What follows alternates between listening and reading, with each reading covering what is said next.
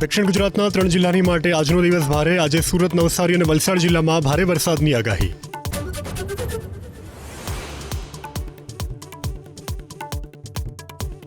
બનાસકાંઠા જિલ્લામાં નહિવત વરસાદ. પાક મુરઝાવા લાગતા ખેડૂતો મુકાયા મુશ્કેલીમાં. તો જીવાદોરી સમાન દાંતીવાડા ડેમમાં પણ નવા નીરની આવક નહીં.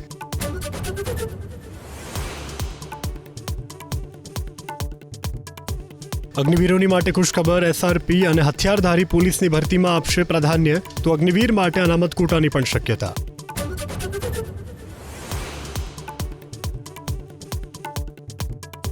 રાજકોટ શહેર અને જિલ્લામાં વકર્યો રોગચાળો. તાવ, શરદી અને ઉધરસ સહિત રોગથી ઉભરાઈ હોસ્પિટલો.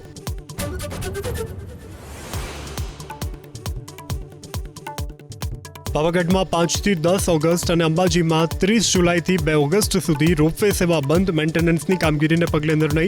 ભક્તો પગથિયા ચડી અને કરી શકશે દર્શન.